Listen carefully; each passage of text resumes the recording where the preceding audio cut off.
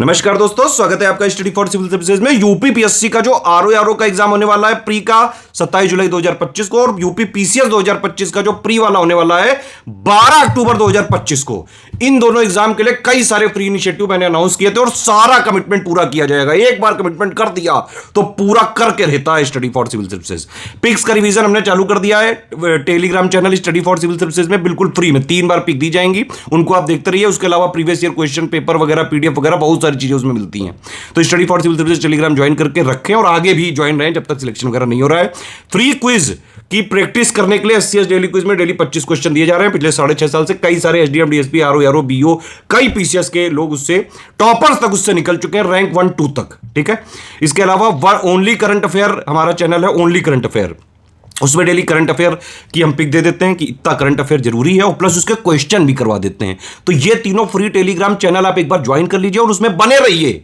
तीनों की लिंक दी हुई है वीडियो के डिस्क्रिप्शन में, उस लिंक से ज्वाइन कर लीजिए। इसके अलावा हमने जो बोला था आपसे कि भाई वीडियो क्लासेस भी हम आपको बिल्कुल फ्री इनिशिएटिव के तहत देंगे। तो अभी हम शुरू में 75 दिन का बाकायदा स्टडी प्लान भी देंगे, मोस्ट इंपॉर्टेंट टॉपिक्स कवर भी करेंगे, प्लस उसके रिलेटेड क्वेश्चंस भी पूछेंगे, नए पैटर्न और ट्रेंड वाले, बिल्कुल, है ना। तो शुरू में ये 75 डेज की क्लास चलेगी। आरओ के 200 नंबर में से 140 यानी कि कट ऑफ वाला निकालने वाला के हिसाब से सब कुछ हम आपके लिए कराएंगे। 75 डेज की बिल्कुल फ्री क्लास होगी, सारे वीडियो फ्री रहेंगे, लेकिन सारे वीडियो की पीडीएफ सिर्फ और सिर्फ स्टडी फॉर सिविल सर्विसेज के पेड ग्रुप के मेंबर्स को मिल सकती है। और ये 75 डेज के बाद हम फिर यूपी पीसीएस 2025 प्री के लिए डेडिकेट कर देंगे। मतलब अभी से लेकर लगातार 10-11 अक्टूबर तक सारे फ्री इनिशिएटिव आपको मिलते रहेंगे। पिक्स रिवीजन भी जो है एससीएस की डेली क्विज में जो है फ्री जीएस क्वेश्चन का रिवीजन भी, ओनली करंट अफेयर वाला भी, और यहां पे वीडियो क्लासेस भी बिल्कुल फ्री में। एक भैया अपील है आपसे कि प्लीज वीडियो को लाइक जरूर करते रहना यार, लाइक करा करो यार, थोड़ा मोटिवेशन बना रहता है। एक कमेंट वगैरह कर दिया करो। दूसरी बात यह है कि भाई वीडियो में 5-6 क्वेश्चन पूछे जाएंगे डेली आपसे, उनको आप ईमानदारी से अटेम्प्ट करके अपना ईमानदारी से स्कोर बताइएगा कि कितने आपके सही हो रहे हैं, क्योंकि क्वेश्चन नए पैटर्न वाले होंगे। देखिए 3 टेलीग्राम चैनल है हमारे, इनको ज्वाइन करके बने रहिए यहीं पे। ये वाला मेन चैनल है, यहाँ पिक्स का रिवीजन कराया जाता है, प्रीवियस ईयर क्वेश्चन की पीडीएफ वगैरह सब मिल जाता है इसमें। बहुत सारे फ्री इनिशिएटिव चलते रहते हैं भाई। ये एससीएस डेली क्विज है, डेली इसमें क्विज फ्री में करा रहे हैं लगातार। ठीक है, ज्वाइन करके बने रहो इसमें, बिल्कुल फ्री है, 1 रुपया नहीं देना है इसमें। ये करंट अफेयर वाला चैनल है, डेली करंट अफेयर पढ़ो भी और उसकी प्रैक्टिस भी बिल्कुल फ्री में करो। तो फ्री इनिशिएटिव फॉलो करने वाले स्टूडेंट इस तरह से जो है आप तैयारी करते रहे। बाकी जिनके पास थोड़ी सी फाइनेंशियल फिजिबिलिटी है और लास्ट में सिर्फ और सिर्फ सिलेक्शन का उनका टारगेट है, कट ऑफ निकालने का टारगेट है अगर आपका, तो चाहे आपका आरओ वाला एग्जाम हो, चाहे पीसीएस वाला एग्जाम हो प्री का, दोनों के लिए आपको 3 चीजें करनी है। एससीएस का पेड ग्रुप आप ज्वाइन करिए, एससीएस का सिलेक्शन मटेरियल से और प्लस जो रिकॉर्डेड वीडियो पेड ग्रुप में दिए गए हैं सिर्फ उनसे पढ़ लीजिए। ठीक है, उसके बाद आप प्रैक्टिस कर लें एससीएस पेड क्विज और एससीएस टेस्ट सीरीज से। अगर आपने ये कर लिया, दोनों का प्री का कट ऑफ हर हाल में निकल सकता है, चाहे जैसा पेपर आयोग पूछ ले। Easy, moderate, tough, and conceptual, lengthy. SCS का आरओ का री एग्जाम का प्री का भी पेड ग्रुप चल रहा है, मेंस का भी ग्रुप चल रहा है। यूपी पीसीएस 2025 की शुरुआत से सिलेक्शन तक की भी तैयारी का कंप्लीट पेड ग्रुप चल रहा है, प्री का भी और मेंस का भी। डे वाइज वीडियो सीरीज की क्लास नंबर 16 पे हम लोग आ चुके हैं। पहले की क्लासेस अगर आपने मिस कर दी तो इसको देखिएगा, काफी इंपॉर्टेंट टॉपिक्स हम लोग डिस्कस कर चुके हैं। आज के भी टॉपिक काफी इंपॉर्टेंट है। डे वाइज वीडियो सीरीज की क्लास नंबर 16 में प्रेजेंट जरूर लिखिएगा आप लोग। जितना ज्यादा आप लोग यहाँ पर अपनी अटेंडेंस लगाते हैं उतना ही हम प्रोत्साहित होते हैं नए नए टॉपिक जल्दी से लेकर के आपके सामने प्रस्तुत होने के लिए। इसको क्वेश्चंस के आंसर हमने आपसे पूछे थे कमेंट सेक्शन में। प्रदीपी भारत की मध्य उच्च भूमि में सेंट्रल हाईलैंड में अरावली, मालवा का पठार और विंध्य पर्वतमाला शामिल है, ये कथन सही है। मध्य उच्च भूमि में अरावली, मालवा का पठार और विंध्य पर्वतमाला ये शामिल है। सतपुड़ा पर्वतमाला वास्तव में उच्च भूमि का भाग न होकर के ये दक्षिणी विस्तार है इसका, तो ये महीन अंतर ध्यान रखिएगा। एनसीईआरटी बेस्ड क्वेश्चन आपसे पूछा था हमने। ए और आर दोनों सही हैं और आर एक स्पष्ट व्याख्या भी करता है। हमारा आंसर इस पे सही हो जाएगा, ए यहाँ पे करेक्ट है। आगे प्रश्न आपसे पूछा था हमने, central highlands of peninsular India includes, अच्छा ये वही है इंग्लिश मीडियम में। भौतिक संरचना में फिजिकल इंफ्रास्ट्रक्चर में क्या क्या शामिल है? परिवहन यानी कि transportation, telecom communication, big dams, irrigation systems और पोर्टेबल ड्रिंकिंग वाटर फैसिलिटीज। तो फिजिकल इंफ्रास्ट्रक्चर में सभी शामिल हो जाएगा, डी यहाँ पर हमारा उत्तर हो जाएगा। फिजिकल इंफ्रास्ट्रक्चर में सभी ये शामिल हैं। ऐसे ही क्वेश्चन आर में बनते हैं। ये एक सवाल हमने आपसे पूछा था, बुंदेलखंड का पठार मध्य उच्च भूमि का उत्तरी भाग है, तो ये करेक्ट है। ये पठार ज्वालामुखी उत्पत्ति का है, सही है। ये आग्नेय कायांतरित चट्टानों से बना है, यह भी सही है। और सिद्ध भाभा इस पठार की सबसे ऊंची चोटी है, तो हमारा आंसर सही हो जाएगा इसमें सी। 1, 2, 3 एंड 4 सी यहाँ पर सही है। उत्तर यहाँ पर हो जाएगा सी। एक वो आपने आपसे एक्सरसाइज दी थी हिंदी में कि दुश्मन शब्द के बारे में आप ऐसे सेंटेंस बनाइए जिसमें एक में दुश्मन को विशेषण के रूप में प्रयोग किया गया हो और एक में दुश्मन को विशेष के रूप में प्रयोग किया गया हो। ऐसे एक्सरसाइज करने से विशेषण विशेष का आपका टॉपिक मजबूत होता है। तो पहला यहाँ पर जो हमने बनाया है, दुश्मन देश के आतंकियों को खत्म करना होगा, जो इंडियन आर्मी कर भी रही है, हमारी सर्विसेज कर रही हैं। तो दुश्मन देश यहाँ पर आप देखेंगे दुश्मन शब्द यहाँ पर विशेषण के रूप में आया है, जबकि सेकंड वाले में विनय राजेश का पक्का दुश्मन है, तो यहाँ पर पक्का जो है ये विशेषण है, दुश्मन यहाँ पे विशेष है। ठीक है, विशेष। इकोनॉमी में स्टैटिक चीज़ें हमसे पूछी जाती हैं हमारे एग्जाम में। तो इकोनॉमी स्टैटिक में कुछ टॉपिक्स महत्वपूर्ण होते हैं, जैसे प्लानिंग इन इंडिया, वो हमने आपको बताया। प्लानिंग के अलावा प्लानिंग जो पोस्ट इंडिपेंडेंस हुई थी यानी स्वतंत्रता प्राप्ति के पश्चात, वो भी डिस्कस करेंगे।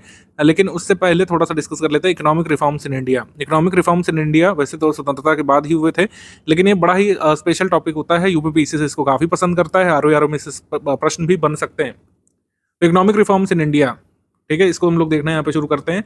सबसे पहले यहाँ पर पृष्ठभूमि देखते हैं कि क्या यहाँ पे ऐसी स्थितियाँ थी जिससे रिफॉर्म करना पड़ा। रिफॉर्म कब होता है? जब कुछ चीज़ों को सही करना होता है या फिर कुछ चीज़ें सही नहीं होती पहले से, उसको सही करने के लिए जब बदलाव किए जाते हैं उसको हम लोग सुधार बोलते हैं या इकोनॉमिक रिफॉर्म्स बोलते हैं। तो इकोनॉमिक रिफॉर्म होने से पहले दीर्घकालिक संरचनात्मक दिक्कतें थी। ठीक है, क्या क्या संरचनात्मक दिक्कतें थी भारत की अर्थव्यवस्था में? लाइसेंस राज यहाँ पे चलता था। लाइसेंस राज का मतलब हो गया यहाँ पर कई सारे ऐसे एक्ट्स थे, छोटे छोटे अधिनियम थे, और इसमें लाइसेंसिंग की यानी अनुज्ञप्ति की जरूरत पड़ती थी। एक छोटी सी दुकान खोलनी है आपको, कई सारे यहाँ पे कंप्लाइंसेस होते थे, मतलब कंप्लाइंसेस की संख्या बहुत ज़्यादा होती थी। एक छोटा सा स्टोर आपको खोलना है, ये लाइसेंस आपको लेना पड़ेगा, वो लाइसेंस देना पड़ेगा, ये फीस जमा करनी पड़ेगी, इंस्पेक्टर आकर के जाँच करेगा तब आपको लाइसेंस मिलेगा। तो इसको लाइसेंस राज का काल कहा गया, यानी कि कई सारी चीज़ें सरकार रेगुलेट करती थी, रेगुलेशन बहुत कड़े थे। किसी को गैस एजेंसी लेनी है, बहुत तगड़े यहाँ पर रेगुलेशन लगते थे। और रेगुलेशन ही नहीं, रेगुलेशन में कई सारा भ्रष्टाचार भी होता था। रेगुलेशन के नाम पर जो भ्रष्ट अधिकारी थे कई बार घूसखोरी भी किया करते थे। एमआरटीपी एक्ट 1969 का है। एमआरटीपी का मतलब हो गया monopolistic and restrictive trade practices act. ये अधिनियम था, इसमें कई सारे ऐसे प्रावधान किए गए थे। वैसे तो प्रावधान यहाँ पर मोनोपोली रोकने के थे, लेकिन कुछ ऐसे प्रावधान थे जो कई बार ईज ऑफ डूइंग बिजनेस के लिए बहुत खलल डालते थे। ईज ऑफ डूइंग बिजनेस की बात 2014 के बाद से शुरू हुई है। पहले ज़्यादातर सरकार का फोकस रेगुलेशन पे होता था, रेगुलेशन बहुत तगड़े होते थे। एमआरटीपी की एक्ट के तहत रेगुलेट किया जाता था। ठीक है, और इसमें ये जोर दिया जाता था कि जो भी बड़े उद्योग हो, कहीं ना कहीं सरकार का उन पर रेगुलेशन हो। उद्योगों और बैंकों का राष्ट्रीयकरण जो है, ये जो है कह सकते हैं, उस समय राजीव गांधी की जो सरकार थी उन्होंने प्रयास किया था इन दिक्कतों को दूर करने का, लेकिन ये प्रयास उतने दीर्घकालिक रूप से सफल साबित नहीं हुए थे। इनवर्ड लुकिंग स्ट्रैटेजी थी, अंदरूनी तरफ देखा जाता था। इनवर्ड लुकिंग स्ट्रैटेजी का मतलब है कि हम लोग ग्लोबल सिनेरियो को नहीं समझते थे उस समय, या फिर हम लोग अपने को भारत के भीतर ही सीमित रखते थे। ग्लोबल सिनेरियो का मतलब क्या हो गया भाई? जैसे आजकल यूट्यूब है, सिंपल सा एग्जांपल, यूट्यूब है, एक ग्लोबल कंपनी है, कई सारे लोग जो है क्रिएटर बने हुए हैं, वहाँ से पैसे ला रहे हैं। ठीक है, भारत के बाहर से पैसा जनरेट कर लेते हैं। पहले ऐसा कोई सिनेरियो नहीं था, आपको जो भी करना है भारत के भीतर ही करना है। और भारत की सरकार भी इनवर्ड लुकिंग स्ट्रैटेजी फॉलो करती थी, यानी कि जो करना है हमको भारत के भीतर ही करना है, जो विश्व को एक मार्केट के रूप में पहले नहीं देखा जाता था। ठीक है, इसका परिणाम यह हुआ कि हिंदू ग्रोथ रेट यहाँ पे हुई। हिंदू ग्रोथ रेट जो टर्म है, कह सकते हैं किसने गढ़ा था? एक इकोनॉमिस्ट है 1978 में, और प्रोफेसर राज कृष्ण ने ये टर्म गढ़ा था, Hindu growth rate. Hindu growth rate का आशय क्या था? हिंदू ग्रोथ रेट इन्होंने बताया था, आज़ादी के बाद से 30 सालों तक यानी 3 दशक तक धीमी वृद्धि दर जो भारत ने अर्जित की थी, स्लो ग्रोथ रेट, भारत की इकोनॉमी बहुत स्लोली ग्रो कर रही थी, इसी को हिंदू ग्रोथ रेट यहाँ पे कहा गया था। हिंदू ग्रोथ रेट यानी कि जो हिंदू पॉपुलेशन है धीरे धीरे बढ़ती है, तो धीरे धीरे ये मतलब कह सकते हैं ग्रोथ रेट हो रही थी, एकदम बूस्ट नहीं देखने को मिला। 3.5 या इसी के अराउंड यहाँ पे ग्रोथ रेट होती रही थी 3 दशकों तक। इसी को हिंदू ग्रोथ रेट कहा गया था, क्योंकि भारत की पॉलिसी जो है इनवर्ड लुकिंग थी। भारत, एक तो देखिए कई बार हमारे डिसीजन जो है हिस्ट्री पर भी निर्भर करते हैं, हमको समझना चाहिए। भारत बड़ी मुश्किल से अंग्रेजों से आज़ाद हो पाया था, तो जो भी लीडर्स थे या फिर जो टॉप लीडरशिप थी, बहुत सालों तक उनकी ये भावना रही कि अगर हम ज़्यादा विदेशियों से व्यापार करेंगे तो कहीं फिर से कॉलोनाइज्ड ना हो जाए। मेरे हिसाब से कहीं ना कहीं ये बात रही होगी, तभी ग्लोबलाइजेशन और इन सब पर ज़्यादा फोकस भारत ने पहले नहीं किया। हालांकि 1991 से भारत को ये करना ही पड़ा, लेकिन भारत ने शुरू में आज़ादी के 30-40 साल तक ये कोशिश की कि इनवर्ड लुकिंग स्ट्रैटेजी रखी जाए, यानी कि भारत को अलग थलग रखा जाए पूरे विश्व के मार्केट से। तो इकोनॉमी बहुत स्लोली ग्रो कर रही थी, और उसके बाद जब स्लो इकोनॉमी होती है तो कहीं ना कहीं बाद में दिक्कतों का सामना करना ही पड़ता है। दिक्कतें यहाँ पे बढ़ती चली गई। 1980 के दशक के अंतिम वर्षों में स्थिति और भी खराब होती गई, क्योंकि आप जितना भी विश्व से खुद को अलग रखें, अगर आप दूसरे देशों पर निर्भर हैं कुछ चीज़ों के लिए, क्योंकि आप चाहे जितना इनवर्ड लुकिंग हो, जो ग्लोबल मार्केट है उससे आप खुद को अलग नहीं कर सकते हैं। जैसे ट्रेड डेफिसिट बहुत बढ़ता जा रहा था भारत का, ठीक है, कर्ज बहुत अधिक होता जा रहा था, विदेशी कर्ज बहुत अधिक हो गया था, ट्रेड डेफिसिट बढ़ता जा रहा था, कुवैत इराक का युद्ध हुआ यहाँ पे, मतलब गल्फ वॉर शुरू हो गए और तेल की कीमतों में वृद्धि हो गई। भारत जो है अभी भी आप देखेंगे मतलब तेल के आयात पर ही निर्भर है अभी भी। 2025 में भी 80% से ज़्यादा जो तेल है वो एक्सपोर्ट से आता है, तब तो और भी ज़्यादा था इसका परसेंटेज। तो जब तेल एक्सपोर्ट हम लोग कर रहे हैं और वहाँ पर युद्ध छिड़ा हुआ है, तो बहुत महंगा तेल या तो खरीदना पड़ेगा, और तेल खरीदने के लिए आपके पास जो है फॉरेक्स रिजर्व होना चाहिए, जो कि लगातार घटता जा रहा था। बैलेंस ऑफ पेमेंट क्राइसिस यहाँ पे भारत झेल रहा था।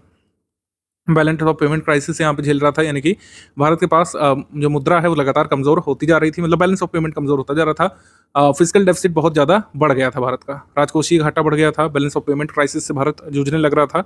ठीक है। 1980 के दशक के अंतिम वर्षों में स्थिति और भी खराब होती गई, तो सरकार को इमीडिएट रिफॉर्म्स यहाँ पे करने पड़े थे। मतलब रिफॉर्म्स वैसे तो ज़्यादातर जो देश की सरकारें हैं धीरे धीरे करती हैं, लेकिन भारत में जो इकोनॉमिक रिफॉर्म्स हुए थे वो ओवरनाइट हुए थे, कह सकते हैं। ठीक है, एक ही महीने के भीतर बहुत बड़े बड़े रिफॉर्म यहाँ पे करने पड़े थे। फिजिकल रिफॉर्म्स में क्या क्या हुआ था, इसको हम लोग देखना शुरू करते हैं। 1991 में इंडियन रुपी को डिवैल्यूएट किया था। 3 दिन में लगातार 2 बार इंडियन रुपी को सरकार ने डिवैल्यूएट किया था।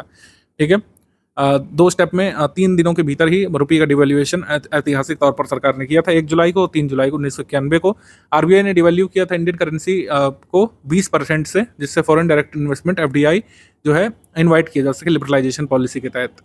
अब यहाँ पर राजकोषीय सुधार जो किए गए थे उसको देख लेते हैं हम लोग। फिजिकल रिफॉर्म्स जो उसमें किए गए, इस कह सकते हैं आर्थिक सुधारों में 1991 की शुरुआत में सबसे पहले डिसइन्वेस्टमेंट पर फोकस किया गया। डिसइन्वेस्टमेंट यानी कि विनिवेश किया सरकार ने। कई सारे ऐसे जो कह सकते हैं कंपनीज चल रही थी जिसमें सरकार का बहुत बड़ा इन्वेस्टमेंट था। जो ज़्यादातर एसेट सरकार के थे उसको सरकार ने प्राइवेट हाथों में बेचना शुरू किया और लिक्विडेट करना शुरू किया एसेट्स को। जो ऐसे एसेट्स जो सरकार को बहुत ज़्यादा लाभ नहीं पहुंचा रहे थे उसको सरकार ने जो है कह सकते हैं डिसइन्वेस्ट करना शुरू किया। ठीक है, और क्या रिफॉर्म किए यहाँ पे, फर्टिलाइजर सब्सिडी में थोड़ा सा रिडक्शन किया। मतलब ये महसूस किया गया कि बहुत ज़्यादा सब्सिडी दे रहे हैं। शुगर सब्सिडी को यहाँ पे एबॉलिश किया गया। बहुत ज़्यादा ऐसे उद्योगों में सब्सिडी सरकार लगातार दे रही थी जिनको अब जरूरत नहीं थी। राजा चलैया समिति के जो रिकमेंडेशंस थे कर सुधार के, वो लागू किए सरकार ने। राजा चलैया समिति पहले बनी थी, उसके रिकमेंडेशंस को सरकार ने अब मानना शुरू किया, और जो है कह सकते हैं राजा चलैया समिति ने जो कहा था कराधान पर रिफॉर्म करने की जरूरत है, उसको सरकार ने अपनाया। इंडस्ट्रियल लाइसेंसिंग को बहुत कह सकते हैं देखा गया, और इंडस्ट्रियल लाइसेंसिंग को पूरी तरीके से एबॉलिश किया गया। 18 टाइप के जो इंडस्ट्रीज थे उनको छोड़ करके सभी में लाइसेंसिंग रेगुलेशन हटा लिए थे। यानी कोई भी उद्योग लगाना है, 18 स्ट्रैटेजिक उद्योग जैसे न्यूक्लियर वगैरह हो गया, उन सबको छोड़ करके जो स्ट्रैटेजिक रूप से इंपॉर्टेंट है भारत के लिए, ठीक है, डिफेंस मैन्युफैक्चरिंग वगैरह, उसको छोड़ करके सारे जो उद्योग हैं उनसे लाइसेंसिंग वगैरह हटा ली सरकार ने 24 जुलाई 1991 को। रिपील ऑफ एमआरटीपी एक्ट, जो एक्ट हमने ऊपर डिस्कस किया, monopolistic trade practices restriction act, उसको हटा लिया सरकार ने। पब्लिक सेक्टर को ऑटोनॉमी दी गई कि पब्लिक सेक्टर अपने हिसाब से काम करे, ज़्यादा सरकार उसमें दखलंदाजी नहीं करेगी। कोर इंडस्ट्रीज जो पहले 17 सरकार ने आइडेंटिफाई की थी, अब 8 रह गई थी। मतलब सरकार ने इंडस्ट्रीज को कुल मिला करके छूट देना शुरू की। पहले कोर इंडस्ट्रीज की संख्या 17 सरकार ने रखी थी, अब उसको 8 कर दिया, जिससे बाकी इंडस्ट्रीज अपने हिसाब से काम करें। मतलब सरकार का बहुत ज़्यादा इंटरवेंशन जहाँ पर था उसको सरकार ने ढील देना शुरू किया। इंडस्ट्री लाइसेंसिंग पे ढील देना शुरू किया, जैसे इंडस्ट्रीज जो है ग्रो कर सके, नए जो इंडस्ट्रियलिस्ट हैं वो आगे आ सकें। एसएलआर और सीआरआर में कमी की गई। नरसिम्हन समिति की सिफारिशों पर एसएलआर सीआरआर में कमी की गई। ये मॉनेटरी फाइनेंशियल रिफॉर्म्स है। सेबी को विधिक मान्यता मिली 1992 में। सेबी का हेडक्वार्टर कहाँ पर है, ये कमेंट सेक्शन में आप लिख करके बताइए। सेबी का जो मुख्यालय है वो कहाँ पर स्थित है। बैंकों को लिबरलाइज किया गया। यहाँ पर कई सारे जो रेगुलेशंस बैंक के ऊपर सरकार लगाती थी उसको ढीला किया गया। इंडसइंड बैंक की स्थापना 1994 में, ठीक है। लिबरलाइजेशन के बाद आरबीआई ने उदारीकरण की नीति यहाँ पे फॉलो की। उदारीकरण की नीति लागू होने के बाद भारत का पहला जो प्राइवेट बैंक खुला था वो था एचडीएफसी बैंक। जब आरबीआई ने अपनी पॉलिसी लिबरलाइज की तो एचडीएफसी बैंक यहाँ पे क्रिएट हुआ था, ये ध्यान रखिएगा।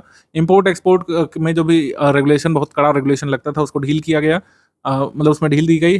टैरिफ्स को रेशनलाइज किया गया, मतलब एक तरीके से समझा गया, जहाँ पर टैरिफ ज़्यादा है उसको कम किया गया, ठीक है। तो ट्रेड पॉलिसी रिफॉर्म सरकार ने किए, और जो है इंडस्ट्रियल पॉलिसी रिफॉर्म सरकार ने किए, फिजिकल रिफॉर्म्स की, राजकोषीय सुधार किए, और मॉनेटरी रिफॉर्म्स यहाँ पे सरकार ने की। तब जा करके ये लिबरलाइजेशन की पॉलिसी को हम लागू कर पाए, और जो ट्रेड टैरिफ्स वगैरह रेशनलाइज किए गए थे उससे कहीं ना कहीं ग्लोबलाइजेशन वाली प्रैक्टिसेस में सरकार ने अब इंटरेस्ट लेना यहाँ पे शुरू कर दिया था। अब कुछ लोग कह रहे हैं कि सरकार ने कुछ ऐसा अभिनव काम नहीं किया था। आईएमएफ ने सरकार को बाध्य किया था ये सब करने के लिए। खैर जो भी चीज़ें हैं सरकार ने ये सब किया, और ये आपको ध्यान रखना पड़ता है अपने एग्जाम के लिए। रुपये को डिवैल्यू कब किया गया था? लगातार 3 दिन में 2 बार रुपये को डिवैल्यू किया गया था। एक बार 1 जुलाई 1991 को, और एक बार 3 जुलाई 1991 को।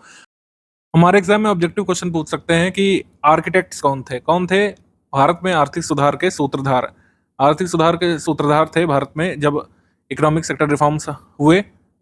प्रधानमंत्री पीवी नरसिम्हा राव, हमारे एफएम यानी कि जो फाइनेंस मिनिस्टर वित्त मंत्री थे मनमोहन सिंह जी, लेट मनमोहन सिंह जी, और एस वेंकट रमन, स्वर्गीय एस वेंकट रमन, ये आरबीआई गवर्नर थे उस समय। इन तीनों के नाम जरूर याद रखना है, ये हमसे एग्जाम पूछ सकते हैं। ज्योग्राफी में एक अगला इंपॉर्टेंट टॉपिक कर लेते हैं, वेस्टर्न घाट्स और ईस्टर्न घाट्स, पश्चिमी घाट, पूर्वी घाट, और भारत के जो तटीय क्षेत्र हैं, कोस्टल प्लेन्स ऑफ इंडिया, यानी तटीय मैदानी क्षेत्र जो भारत के हैं, उसको हम लोग कवर कर लेंगे। तो भारत में जो कोस्टल प्लेन्स हैं यानी कि तटीय मैदान हैं, उनको दो भागों में बांटा गया है, वेस्टर्न कोस्टल प्लेन और ईस्टर्न कोस्टल प्लेन। वेस्टर्न और ईस्टर्न, और इन्हीं कोस्टल प्लेन के साथ साथ जो है ये घाट्स चल रहे हैं, ठीक है। इधर के घाट्स को वेस्टर्न घाट्स बोला जाता है और इधर के घाट्स को बोला जाता है ईस्टर्न घाट्स। ईस्टर्न घाट्स और वेस्टर्न घाट्स पहले कवर कर लेते हैं हम लोग, और फिर बाद में यहाँ पर कोस्टल प्लेन यानी तटीय मैदानों के बारे में बात करेंगे। इसमें एक अपडेट भी जरूरी वाला, उसको भी कवर करेंगे। सबसे पहले यहाँ पर बात की जाएगी वेस्टर्न घाट्स के बारे में। इससे मुझे लगता है कि एक क्वेश्चन बहुत एक्सपेक्टेड है। वेस्टर्न घाट्स की संरचना और इसका जो फिजियोग्राफिक डिवीजन है, कौन कौन सी नदियाँ यहाँ से बहती हैं, कैसे बना है, सब कुछ यहाँ पे हम लोग कवर कर लेते हैं। तो वेस्टर्न घाट्स के बारे में सबसे पहले थोड़ी सी इन्फॉर्मेशन यहाँ पे हम लोग कवर करना शुरू करते हैं। वेस्टर्न घाट्स या पश्चिमी घाट, पश्चिमी घाट एक उठा हुआ क्षेत्र है, तो इसको माउंटेन की श्रेणी में रखा जाता है। अगर आपसे पूछें कि वेस्टर्न घाट्स जो है किस प्रकार का माउंटेन है, तो वेस्टर्न घाट्स जो है ये आपका ब्लॉक माउंटेन है। ब्लॉक माउंटेन, ब्लॉक माउंटेन या तो दिया रहेगा आपको एग्जाम में, या तो कॉन्टिनेंटल माउंटेन दिया रहेगा, दोनों ही सही है, या कॉन्टिनेंटल ब्लॉक माउंटेन दिया रहेगा। कुछ भी ऑप्शन में दिया हो इसको सही मानेंगे, ब्लॉक माउंटेन या फिर कॉन्टिनेंटल माउंटेन है ये। पश्चिमी घाट और पूर्वी घाट की तुलना करने के लिए आता है, तो जो भी चीज़ें हम यहाँ पर अभी डिस्कस करेंगे दोनों घाट्स के बारे में और इसकी तुलना भी करेंगे। तो अगर हम पश्चिमी घाट के बारे में बात करें तो ये कंटिन्यूअस है विदाउट मेजर ब्रेक्स, यानी कि ये निरंतर चलता जा रहा है।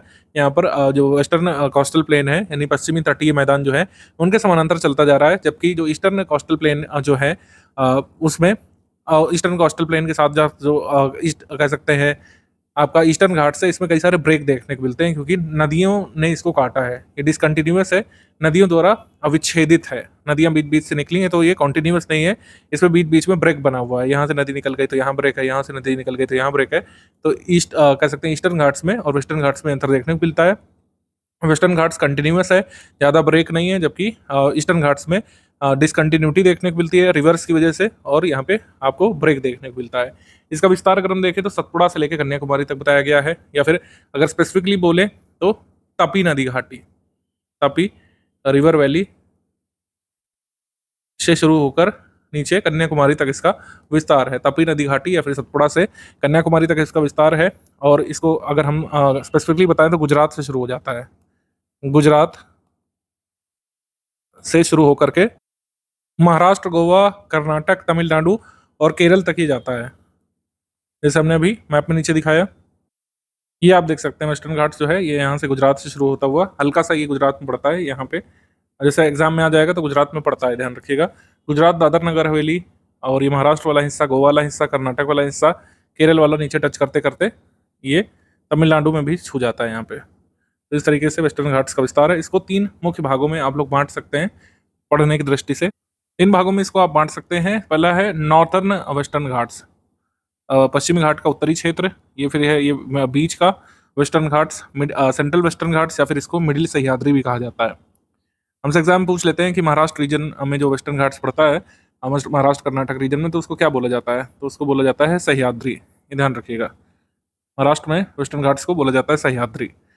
और फिर जो आखिरी हिस्सा है ये सदर्न वेस्टर्न घाट्स है, जो एक्सट्रीम में पड़ता है नीलगिरी पहाड़ियों के बाद, कार्डमम हिल्स और ये सब के पास जो पड़ता है, ये आपका सदर्न वेस्टर्न घाट्स है। अब इनके डिविजन्स में कौन कौन सी पहाड़ियाँ देखने को मिलती है देख लेते हैं। जैसे नॉर्दर्न वेस्टर्न घाट्स में कलसुबाई देखने को मिलती है, पीक कलसुबाई, सलेहर, महाबलेश्वर और हरिश्चंद्रगढ़, ये सब देखने को मिलते हैं। इंपॉर्टेंट यहाँ पर पर्वतमाला, ववुलमाला, ये सेंट्रल वेस्टर्न घाट्स में या सह्याद्री रीजन में, कुड्रेमुख और पाशपगिरी, ये सब इंपॉर्टेंट पीक्स हैं सेंट्रल वेस्टर्न घाट्स की या फिर सह्याद्री रीजन की। और ये सब चोटियाँ आपको कहाँ पर देखने को मिलती है, नॉर्दर्न वेस्टर्न घाट्स में। वही सदर्न वाला हिस्सा रहेगा, यहाँ पर भी ऊंची ऊंची चोटियाँ देखने को मिलती हैं। ये वेस्टर्न घाट्स का सबसे दक्षिणी हिस्सा है। यहाँ पर नीलगिरी हिल्स शुरू हो जाता है, नीलगिरी की पहाड़ी देखने को मिलती है। नीलगिरी की पहाड़ियों के बाद यहाँ पर पाल घाट आपको देखने को मिलता है, फिर अनाईमुड़ी रेंज देखने को मिलती है। अनाईमुड़ी जो है ये पूरे साउथ इंडिया की, ईस्टर्न घाट्स वेस्टर्न घाट्स मिलाकर के पूरे दक्षिणी भारत की सबसे ऊंची चोटी है अनाईमुड़ी, ये पता होना चाहिए आपको। अनाईबुड़ी से नॉर्थ ईस्ट में यहाँ पर पलानी की पहाड़ियाँ निकली हैं, पलानी हिल्स, यहाँ पे फिर वरुष नादी हिल्स है, ये पूरी आपकी कार्डमम रेंज है। कार्डमम रेंज यानी इलायची पहाड़ियाँ जो है सबसे साउथ में पड़ती है, ये ध्यान रखिएगा। अनाईमुड़ी के साउथ में कार्डमम रेंज या इलायची पहाड़ियाँ इसको बोलते हैं। आखिर में यहाँ पर शेनकोट्टा गैप, शेनकोट्टा गैप। नीलगिरी पहाड़ी की सबसे ऊंची चोटी है यहाँ पे डोडबेट। अनाईबुड़ी जो है ये अन्नामलाई रेंज की सबसे ऊंची चोटी है, इसको अनाईबुड़ी रेंज या फिर अन्नामलाई रेंज भी कहा जाता है। तो अन्नामलाई हिल्स की सबसे ऊंची चोटी है अनाईबुड़ी, ठीक है। तो कार्डमम हिल्स के ऊपर यहाँ पर पड़ता है पलानी हिल्स के ऊपर अन्नामलाई हिल्स, ध्यान रखिएगा। अन्नामलाई हिल्स या अन्नामलाई रेंज, अन्नामलाई रेंज की सबसे ऊंची चोटी अनाईबुड़ी है, ये ध्यान रखना है। और कार्डमम हिल्स जो है इसकी सबसे ऊंची चोटी कौन सी है? अगस्त मलाई। क्या है? अगस्त मलाई। रिवर्स से काफी क्वेश्चन पूछे जाते हैं, वेस्टर्न घाट्स से निकलने वाली जो रिवर्स हैं उससे हमसे क्वेश्चन पूछे जाते हैं, ठीक है। वेस्ट फ्लोइंग रिवर्स कौन सी हैं जो वेस्टर्न घाट से निकलती हैं? यानी वो रिवर्स जो जा करके अरब सागर में मिल जाएंगी। वेस्ट फ्लोइंग रिवर्स यानी वेस्टर्न घाट से निकल करके अरब सागर में जो मिल जाएंगी वो रिवर्स हैं भरतपुड़ा, शरावती, नेत्रवती, पेरियार और मांडवी, ठीक है। भरतपुड़ा, शरावती, नेत्रवती, पेरियार, मांडवी, ये रट लेना है आपको। यहाँ पर कोई लॉजिक नहीं चलेगा, ये रट लीजिएगा तो ही अच्छा रहेगा, क्योंकि ऐसे पूछ सकते हैं कौन सी वेस्टर्न घाट से निकलने वाली, पश्चिमी घाट से निकलने वाली, पश्चिम की तरफ बहने वाली नदी नहीं है। तो ये सब है पश्चिम की तरफ बहने वाली, पश्चिमी घाट से निकल करके ईस्ट फ्लोइंग रिवर्स कौन सी हैं जो ईस्ट की तरफ जाती है? वो है यहाँ पे गोदावरी, कृष्णा, कावेरी, भद्रा, भीमा, मालप्रभा, घाट प्रभा और काबिनी, ठीक है। ये रट लीजिएगा। ये ईस्ट फ्लोइंग रिवर्स है जो वेस्टर्न घाट से निकलती है।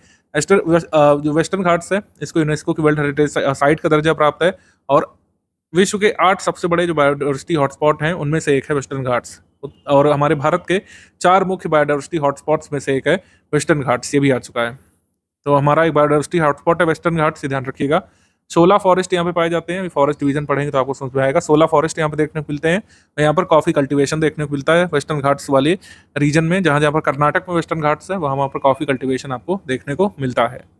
अभी यहाँ पर पूर्वी घाट के बारे में थोड़ा सा पढ़ लेते हैं। पूर्वी घाट ये रिवर्स द्वारा विच्छेदित है, डिसकॉन्टिन्यूअस है और नदियों द्वारा काटा गया है, ये सही है। एलिवेशन जो है इसका कम है वेस्टर्न घाट्स के कंपैरिजन में, मतलब वेस्टर्न घाट्स में जितनी ऊंची ऊंची चोटियां और श्रेणियां पाई जाती हैं उससे नीची श्रेणियां यहाँ पे देखने को मिलती हैं। और पूर्वी घाट जो है ये जियोलॉजिकली एक प्री कैम्ब्रियन एरा के फोल्ड माउंटेन है, ये ध्यान रखिएगा। तो जहाँ पर कॉन्टिनेंटल माउंटेन है वेस्टर्न घाट्स, यहाँ पर ये फोल्ड माउंटेन है eastern Ghats. Eastern Ghat is the type of fold mountain और अरावली के बनने के बाद इनका सृजन हुआ, ये भी ध्यान रखिएगा। हाईएस्ट पीक इसकी महेंद्रगिरी या फिर जिंदागड़ा, जो भी आपके ऑप्शन में आ जाए वो करिएगा। जैसे हमने बताया कई बार महेंद्रगिरी सही माना गया है, कई बार जिंदागड़ा सही माना गया है और कुछ एग्जाम में अरमाकोंडा को भी सही माना है। तो अरमाकोंडा को हाईएस्ट अभी रिसेंट में जो है नापा गया था। तो जो भी आपका ऑप्शन में है उसके हिसाब से आप करिएगा। प्री कैम्ब्रियन एरा का फोल्ड माउंटेन है जो है ईस्टर्न घाट्स। और वंशधारा और नागावली नदी का उद्भव पूर्वी घाट से होता है। वंशधारा और नागावली नदी ये निकलती है ईस्टर्न घाट से, ध्यान रखिएगा। क्या वेस्टर्न घाट्स और ईस्टर्न घाट्स किसी समय पर मतलब किसी जगह पर मिलते भी हैं? तो हाँ, नीलगिरी के पास जो है वेस्टर्न घाट्स और ईस्टर्न घाट मिल जाते हैं। नीलगिरी एक कनेक्टिंग लिंक के रूप में काम करता है। नीलगिरी की पहाड़ियाँ कर्नाटक, केरल और तमिलनाडु के ट्राई जंक्शन पर स्थित है। कर्नाटक, केरल और तमिलनाडु के ट्राई जंक्शन पर नीलगिरी स्थित है। यहाँ पर वेस्टर्न घाट्स और ईस्टर्न घाट्स आकर के आपस में मिल जाते हैं। यहाँ पर कहीं नीलगिरी हिल्स है और यहाँ पर ईस्टर्न घाट्स और वेस्टर्न घाट्स आकर के मीट करते हैं नीलगिरी हिल्स के पास। अब हम भारत की तटरेखा के बारे में थोड़ा सा यहाँ पर स्टडी कर लेते हैं। हम लोग एनसीईआरटी में बरसों से पढ़ते हुए आ रहे हैं कि तटरेखा की लंबाई जो है इतनी है 75 से 16.6 किलोमीटर रटवाई जाती थी आपसे, ठीक है। लेकिन लेटेस्ट जो अपडेट आया 2025 में, आपने करंट अफेयर फॉलो किया होगा स्टडी फॉर सिविल सर्विसेज का, तो ये पाया है हमारे देश में वापस से जो लेंथ है नापी गई है और लेंथ अब ज़्यादा हो गई है, क्योंकि जो छोटे छोटे बेज हैं और छोटे छोटे जो स्ट्रक्चर्स हैं उनको भी काउंट किया गया है, उनकी भी कॉस्ट लाइन को गिना गया और नई मेथडोलॉजी अपनाई गई है। उसके हिसाब से भारत की जो तटरेखा है उसकी लंबाई बढ़ गई है। अपडेटेड लेंथ जो है ये बताई गई है 11,098.81 किलोमीटर। ये अपडेटेड लेंथ है भारत की कॉस्ट लाइन की। भारत की तटरेखा जो है करीब 13 राज्यों और यूनियन टेरिटरीज में फैली हुई है। 13 राज्यों यूटीज मिला करके स्ट्रेट और रेगुलर कॉस्ट लाइन है भारत की। फॉल्टिंग ऑफ गोंडवाना लैंड के कारण, गोंडवाना लैंड में जो फॉल्टिंग हुई थी उसके कारण स्ट्रेट और रेगुलर कॉस्ट लाइन आपको देखने को मिलती है। जैसे हमने वेस्टर्न घाट्स और ईस्टर्न घाट्स पढ़ा था, वैसे ही यहाँ पर वेस्ट कोस्टल प्लेन जो इधर साइड है, वेस्ट साइड में इसको वेस्ट कोस्टल प्लेन बोला जाएगा। और इसको बोला जाएगा ईस्टर्न कोस्टल प्लेन। और दोनों में अलग अलग कुछ फीचर्स हैं, इनको कंपेयर भी करेंगे, दोनों के फीचर्स को डिस्कस करेंगे, सारे फैक्ट्स को कवर करेंगे। सबसे पहले यहाँ पर वेस्ट कोस्ट ऑफ इंडिया यानी पश्चिमी जो तटीय मैदान है उसको कवर कर लेते हैं। पश्चिमी तटीय मैदान का एक्सटेंशन जो है गल्फ ऑफ कैम्बे से लेकर केप कमोरिन तक है। ये लर्न करना है, गल्फ ऑफ कैम्बे से लेकर केप कमोरिन तक है। यहाँ पर आपको मतलब नॉर्थ से साउथ डिवीजन इसका अगर हम कर लें तो आपको कोंकण कोस्ट देखने को मिलेगा, सबसे नॉर्दर्न भाग, फिर कर्नाटका का तटीय मैदान, फिर केरल का तटीय मैदान जिसको मलाबार का मैदान भी कहा जाता है। सबसे पहले काठियावाड़ का ये तटीय क्षेत्र है, काठियावाड़ का ये तटीय मैदान, इसको ले लेते हैं। फिर कोंकण का तटीय मैदान है, कोंकण का तटीय मैदान जो है ये किसके किनारे पड़ता है, किस राज्य के किनारे, ये पड़ता है महाराष्ट्र और कर्नाटक के किनारे, कोंकण का तटीय मैदान। देन इसके बाद ये कर्नाटक का कोस्ट पड़ जाता है, कर्नाटका कोस्ट,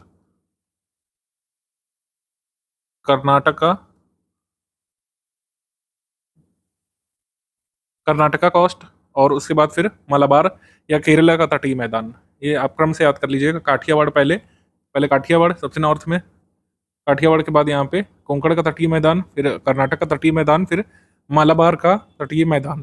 ऐसे ईस्टर्न घाट्स में उत्कल का तटीय मैदान, फिर आंध्र का तटीय मैदान, और फिर कोरोमंडल का तटीय मैदान तमिलनाडु के किनारे। पश्चिमी तटीय मैदान के बारे में बात करें तो आपको महाराष्ट्र और गोवा का जो कोस्ट भी कहा जाता है कोंकण का तटीय मैदान, सबसे नॉर्दर्न भाग। यहाँ पर आपको क्लिफ्स, शोल्स, रीफ्स ये सब देखने को मिलेंगे, जिसके बारे में हम नेक्स्ट क्लास में डिटेल में डिस्कस करेंगे। क्लिफ्स, शोल्स और रीफ्स ये सब कैसे फिजियोग्राफिक स्ट्रक्चर हैं, कैसे बनते हैं, ठीक है।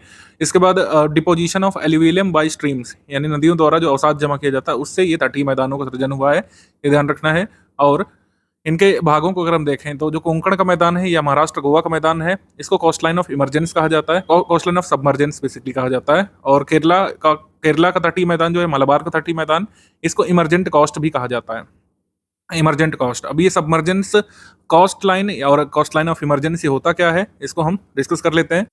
कोस्ट लाइन ऑफ सबमर्जेंस को निमज्जन तटरेखा कहा जाता है और कोस्ट लाइन ऑफ इमरजेंस को उन्मज्जन तटरेखा कहा जाता है।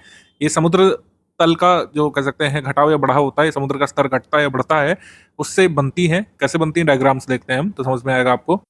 ये सामान्य समुद्र का स्तर है, ठीक है, मतलब समुद्र के किनारे या मैदानी क्षेत्र है, ठीक है, ये आप देख पा रहे हैं। अब यहाँ पर क्या होता है कि जैसे ये सी लेवल है, ये सी लेवल है, एक निश्चित कह सकते हैं लेवल पर है। जब समुद्र का स्तर घट जाता है, समुद्र का स्तर घट जाता है, पानी जो है पीछे चला जाता है समुद्र का, सी लेवल इतना ही बचता है, तो ये जो क्षेत्र है, ठीक है, ये जो क्षेत्र है ये इसमें पानी कम हो जाता है। ये जो क्षेत्र है ये पानी यहाँ पर कम हो जाता है, तो यहाँ से जो हमारी तटरेखा है वो फैल जाती है। पानी कम हो गया, तटरेखा फैल गई, ये सूखा हुआ क्षेत्र हो गया, यहाँ पर लोग निवास वगैरह करने लगे, तो ये आपकी हो गई उन्मज्जन तटरेखा, ठीक है। मतलब पानी के स्तर के घटने से, समुद्र का जल स्तर जब पीछे चला जाता है, घट जाता है, तो उससे जो फिर तटरेखा चौड़ी हो जाती है उसको बोला जाता है उन्मज्जन तटरेखा, या फिर हम लोग कह सकते हैं coast line of emergence. Sea level घटने से जो तटरेखा चौड़ी हो जाती है उसको उन्मज्जन तटरेखा या कोस्ट लाइन ऑफ इमरजेंस कहा जाता है, ये ध्यान रखिएगा, कोस्ट लाइन ऑफ इमरजेंस। और ठीक विपरीत जब समुद्र का स्तर और बढ़ जाता है, समुद्र का स्तर बढ़ जाता है, तटरेखा जो है कम चौड़ी हो जाती है, ठीक है, तटरेखा को आच्छादित कर लेता है समुद्र का स्तर बढ़ करके, तो उसको हम लोग बोल देते हैं निमज्जन तटरेखा, ठीक है। यानी तटरेखा कभी बढ़ी रही होगी, समुद्र के स्तर के बढ़ने से कम चौड़ी रह जाती है, उसका एरिया कम हो जाता है, तो उसको हम लोग बोलते हैं कोस्ट लाइन ऑफ सबमर्जेंस यानी कि निमज्जन तटरेखा। और समुद्र स्तर का स्तर बढ़ करके, मतलब समुद्र स्तर आगे आ जाता है, तटरेखा को कम चौड़ा कर देता है, तो उसको निमज्जित तटरेखा या निमज्जन तटरेखा बोलते हैं, कोस्ट लाइन ऑफ सबमर्जेंस। तो कोस्ट लाइन ऑफ सबमर्जेंस कहाँ पाई जाएगी, कोस्ट लाइन ऑफ इमरजेंस कहाँ पर पाई जाएगी, ये लर्न कर लीजिएगा। जैसे महाराष्ट्र और गोवा में जो कोस्ट लाइन है, महाराष्ट्र और गोवा रीजन में जो कोस्ट लाइन है, ये है कोस्ट लाइन ऑफ सबमर्जेंस यानी निमज्जन तटरेखा है। जबकि केरल का जो कह सकते हैं तटीय मैदानी क्षेत्र है, मलाबार का क्षेत्र, मलाबार की जो तटरेखा है इसको हम लोग कहेंगे कोस्ट लाइन ऑफ इमरजेंस यानी उन्मज्जन तटरेखा, ठीक है, कोस्ट लाइन ऑफ इमरजेंस यानी उन्मज्जन तटरेखा। और केरला के कोस्टल रीजन में हमको मोनाजाइट सैंड के डिपॉजिट्स मिलते हैं, ये एग्जाम में कई बार पूछा जा चुका है, ठीक है। मोनाजाइट सैंड कहाँ से देखने को मिलती है, मलाबार के या फिर कह सकते हैं केरल के तटीय मैदानी क्षेत्र से, ये याद रखिएगा। और जो ये कह सकते हैं आपका जो वेस्टर्न कोस्टल प्लेन का रीजन है, वेस्टर्न कोस्ट ऑफ इंडिया में पश्चिमी तटीय मैदान में Kerala side back waters, lagoons और लेक्स देखने को मिलती हैं कई सारी, तो हम लेक्स वगैरह पढ़ेंगे तो आपको समझ में भी आएगा। बैक वाटर्स को वहाँ पर एक स्पेशल टर्म दिया जाता है जिसको कयाल बोलते हैं। तो जैसे अगर आपसे पूछे कयाल नामक संरचनाएं कहाँ पर देखने को मिलती है, कयाल नामक संरचनाएं देखने को मिलेंगी आपको केरल क्षेत्र में या फिर केरल के तटीय मैदानी क्षेत्र में, केरल के कोस्टल प्लेन रीजन में, तटीय मैदानी क्षेत्र में। ईस्ट कोस्ट ऑफ इंडिया के बारे में बात करें तो जो कह सकते हैं पूर्वी तटीय मैदानी क्षेत्र है, इसका विस्तार गंगा डेल्टा से लेकर के कन्याकुमारी तक जाता है। बंगाल में जो गंगा डेल्टा बनता है, गंगा नदी जब जो है कह सकते हैं बे ऑफ बंगाल, बंगाल की खाड़ी में गिरती है, वहाँ के डेल्टा रीजन से लेकर के कन्याकुमारी तक ये तटरेखा जाती है। डेल्टास ऑफ रिवर, कौन-कौन सी रिवर जो है यहाँ पर डेल्टा बनाती हैं, कह सकते हैं पूर्वी तटीय मैदानी क्षेत्र में कौन-कौन सी नदी का डेल्टा बनाती हैं, गोदावरी, महानदी, कृष्णा, कावेरी, ये लर्न कर लीजिएगा। चिल्का और पुलिकाट लेक आपको देखने को मिलती है। आपको ईस्टर्न कोस्टल प्लेन रीजन में चिल्का और पुलिकाट लेक देखने को मिलती है। ओडिशा में जो कह सकते हैं तटीय मैदान पाया जाता है उसको उत्कल का मैदान बोलते हैं। तमिलनाडु और आंध्र प्रदेश का जो कोस्टल प्लेन है उसको कोरोमंडल का मैदान बोलते हैं, कोरोमंडल का तटीय मैदान, या पायन घाट भी बोलते हैं। तो अगर आपसे पूछे पायन घाट क्या है, तो पायन घाट कुछ और नहीं, कोरोमंडल तट का दूसरा नाम है, कोरोमंडल का तट। और तमिलनाडु का जो कोस्ट है, ये कोस्ट लाइन ऑफ इमरजेंस है, ठीक है, यानी कि उन्मज्जित तटरेखा का प्रकार है। Coast Tamil Nadu coast is an example of coast of emergence. ये सब स्टेटमेंट में आपके आरओआर में क्वेश्चन आ सकते हैं, इस वजह से इसको देख लीजिएगा अच्छे से। आज स्टेटमेंट बेस्ड क्वेश्चन इसमें बन सकते हैं कि भाई Tamil Nadu coast is a coast line of emergence, और आपसे पूछ लेंगे Coromandel is also known as Payan Ghat. दो स्टेटमेंट हो गए, उसमें पूछ लेंगे बताइए कौन सही है कौन सा गलत है। कच्छ और काथियावाड़ जो है इंटीग्रल पार्ट माने जाते हैं वेस्टर्न कोस्टल प्लेन के। वेस्टर्न कोस्टल प्लेन यानी कि जो पश्चिमी तटीय मैदान है, ये है काथियावाड़ का कोस्टल प्लेन, काथियावाड़ का तट, इसको इंटीग्रल पार्ट माना जाता है किसका, वेस्टर्न कोस्टल प्लेन का, ठीक है। पश्चिमी तटीय मैदान का इंटीग्रल पार्ट माना जाता है काथियावाड़ के तट को। ये है पूरा वेस्टर्न कोस्टल प्लेन रीजन, इसका एक इंटीग्रल पार्ट है काथियावाड़ का तट। अब इधर एक क्वेश्चन यहाँ से बन सकता है, जैसे उत्तरी सरकार आपको कहाँ पर देखने को मिलेंगे, तो उत्तरी सरकार आपको देखने को मिलेंगे ईस्टर्न कोस्टल प्लेन में। उत्तरी सरकार वाला हिस्सा यहाँ पे है। फिर ईस्टर्न कोस्टल प्लेन में नलमल्ला हिल्स आपको देखने को मिलता है, मतलब वेस्टर्न घाट्स में देखने को मिलता है।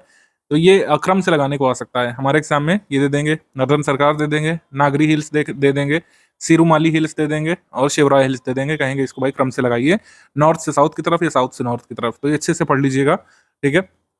नयागढ़ हिल्स से शुरू करते हुए नर्दर्न सरकार, फिर नल्लमल्ला हिल्स, फिर वेनुकोंडा हिल्स, फिर पालकोंडा पहाड़ियाँ, नागरी पहाड़ियाँ, चावड़ी पहाड़ियाँ, शिवराय पहाड़ियाँ, पंचमलई पहाड़ियाँ, सिरुमलई पहाड़ियाँ, पलानी पहाड़ियाँ और विरुशद पहाड़ियाँ, ये सब देखने को मिलती हैं कहाँ पे, मतलब किस क्रम में देखने को मिलती है, ध्यान रखिएगा। अब जैसे पलानी जो है ये आपको वैसे तो यहाँ पे लिख दिया है, तो इसका मतलब ये नहीं कि ये ईस्टर्न साइड है, ये है इधर पे सेंट्रल में, नीलगिरी के नीचे थोड़ा इधर पे है, ठीक है। Tri junction of Kerala, Tamil Nadu और कर्नाटक पर, और जो है ये पलानी पहाड़ियाँ और विरुशद ये यहाँ पे हैं।